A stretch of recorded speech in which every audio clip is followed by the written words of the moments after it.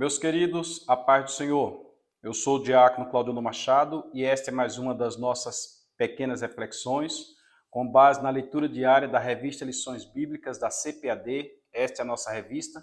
No segundo trimestre de 2022, lição dos adultos. Estamos estudando sobre o Sermão do Monte e o nosso trimestre tem como tema os valores do reino de Deus. Os valores do reino de Deus. E como subtema, a relevância do Sermão do Monte para a Igreja de Cristo. É isso que trata o nosso trimestre.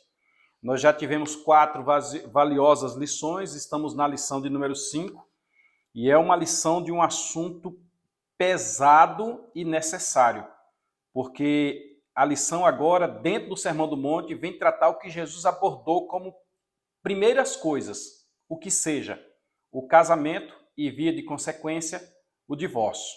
Casamento que está tão banalizado hoje. Nós encontramos, infelizmente, já hoje, casamento de homossexuais. O CNJ, não o Poder Legislativo, que não existe lei para isso, é o CNJ legislando, autorizou que fosse realizado no Brasil casamento de homossexuais. Aqui em nossa cidade, em Luiz Eduardo Magalhães, já tiveram vários casamentos de homossexuais, inclusive no primeiro casamento queriam fazer divulgação na mídia e sabiamente o repórter disse, não, eu não vou dar esta notícia a vocês, vou dar esta notícia de vocês, não vou dar esta mídia, e a meu ver ele fez algo muito bom. Houve um servidor, por exemplo, que quiseram forçá-lo a realizar o casamento e ele disse, eu perco o meu concurso, mas eu não realizo esse casamento. Por quê? Porque este casamento não tem o apoio bíblico, este casamento não é autorizado por Deus.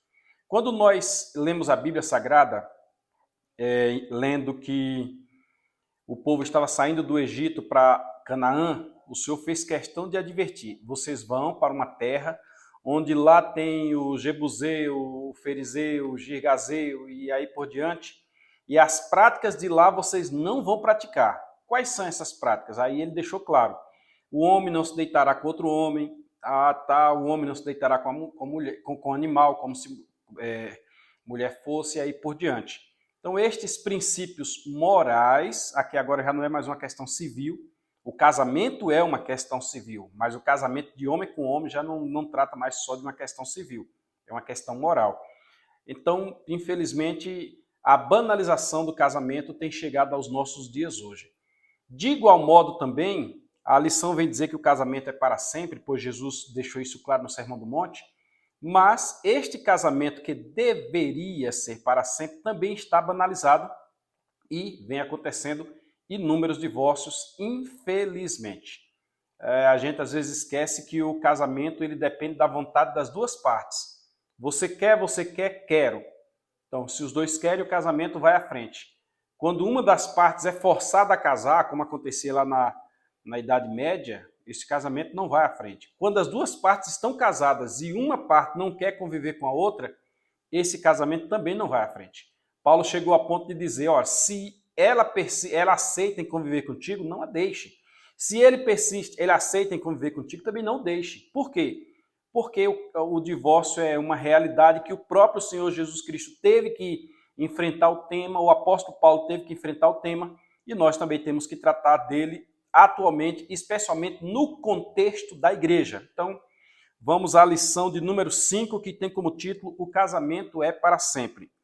E a nossa leitura hoje, terça-feira, está no profeta Malaquias, último livro do Antigo Testamento, livro do profeta Malaquias, profeta menor, no capítulo 2, versículos 15 e 16. O contexto histórico de Malaquias é aquele contexto que eles haviam retornado do cativeiro babilônico. Os profetas pós-cativeiro são Ageu, Zacarias e Malaquias. Eles retornaram do cativeiro babilônico. A história de Israel no pós-cativeiro, caso você queira estudar, está em Esdras e está em Neemias. Se você estudar Esté está na transição. Esté ainda estava lá em Suzã. Então, para você entender o contexto exato, você lê os livros históricos de Esdras e Neemias e você lê os livros proféticos de Ageu, Zacarias e Malaquias. E em Malaquias nós temos aqui, na leitura diária de hoje, a seguinte epígrafe: o Senhor os fez um só. Inclusive, eu vou trazer uma curiosidade aí que certamente vai ser tema de discussão na escola bíblica dominical no domingo. Daqui a pouco eu vou soltar ela. Deixa eu só ler o texto bíblico aqui. Então, Malaquias capítulo 2, versículos 15 e 16. Fazendo leitura na versão Almeida atualizada da Bíblia de Estudo da Reforma. Então, se você encontrar qualquer diferença de palavra, é somente de tradução, porque o conteúdo é sacro do mesmo jeito. Mas um tradutor coloca uma palavra aqui, outro coloca outra palavra ali, tá bom? Vamos ler aqui em Malaquias capítulo 2, versículo 15. Gostaria que você prestasse bastante atenção, até porque eu vou trazer uma novidade, um detalhe aí, e certamente alguém vai começar a pesquisar algum detalhe aí. Malaquias 2 e 15 diz: não fez o Senhor mesmo que havendo nele um pouco de espírito? E por que somente ele buscava a descendência que prometera. Portanto, cuidai de vós mesmos, que ninguém seja infiel para com a mulher da sua mocidade. Aqui está o detalhe.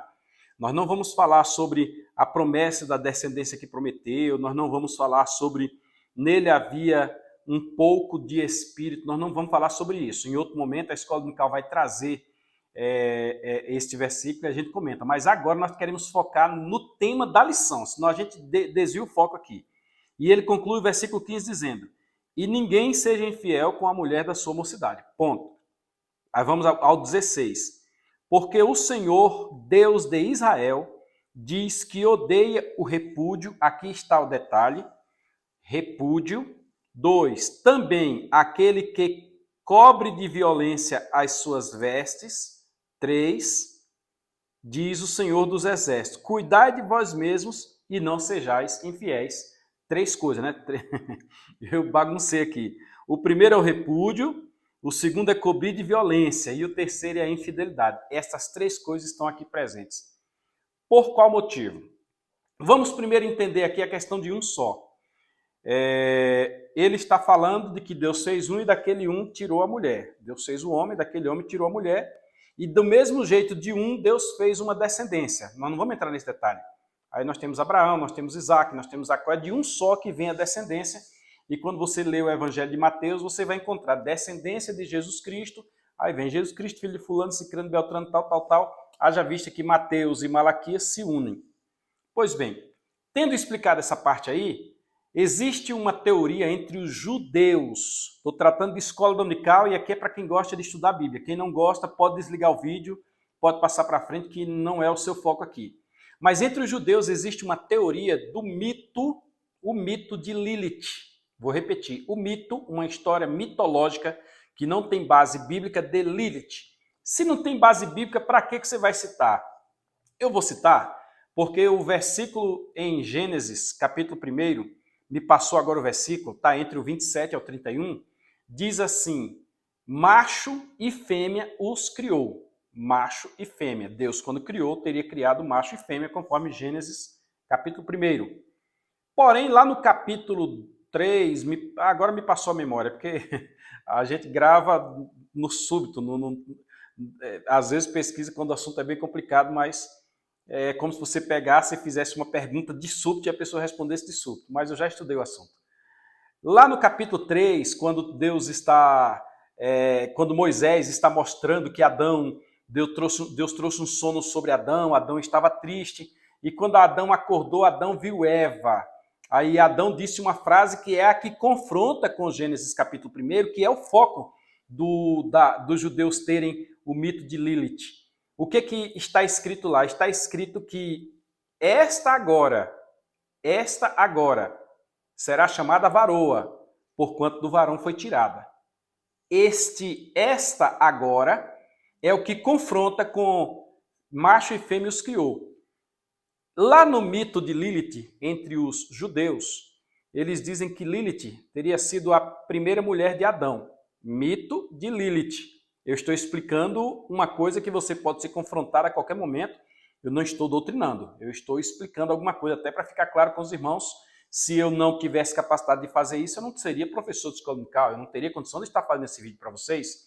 Agora, a você compete a maturidade de ler a Bíblia Sagrada e tentar compreender aqueles detalhes que estão nas entrelinhas.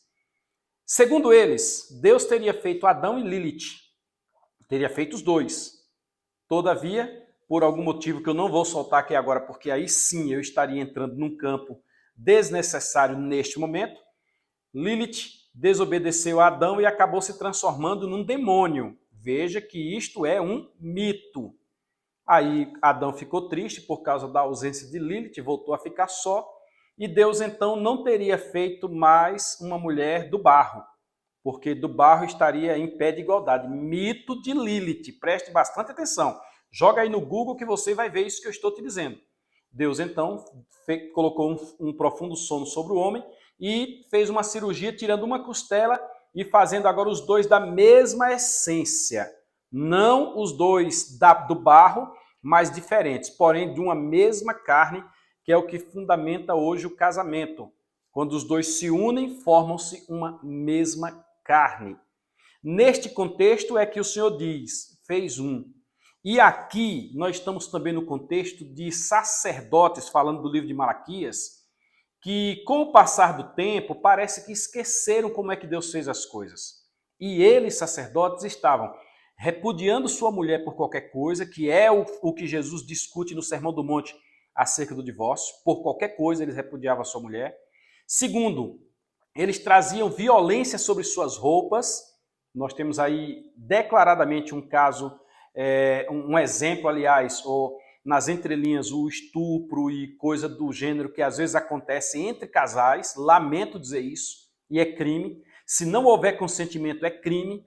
Não tem muito tempo que uma pessoa chegou para mim e disse, olha, eu fui estuprada por meu esposo. Eu lamento dizer isso. Como profissional, a gente trata essas coisas também. E a terceira coisa que é o fator infidelidade. Tendo toda a assistência dentro de casa, e diga-se assistência sexual, a infidelidade fazia com que aquele sacerdote chamasse a atenção de Deus, fez com que aquele sacerdote chamasse a atenção de Deus, e Deus viesse diretamente a eles, em Malaquias capítulo 2, versículos 15 e 16, e outros que estão ali, e reprovasse. Tais coisas são princípios que permanecem hoje, seja o repúdio, seja a violência, seja a infidelidade. Princípios que repreendem estas práticas. Domingo nós vamos discutir isso na escola dominical. E você é nosso convidado. Não perca a aula e não perca os demais vídeos. Se você assistiu até aqui, se inscreve no nosso canal, compartilhe, curta, comenta, manda para alguém. Nós temos um assunto forte para discutir esta semana e de repente alguma coisa você vai se identificar. Tranquilo? Fiquem todos na paz do Senhor.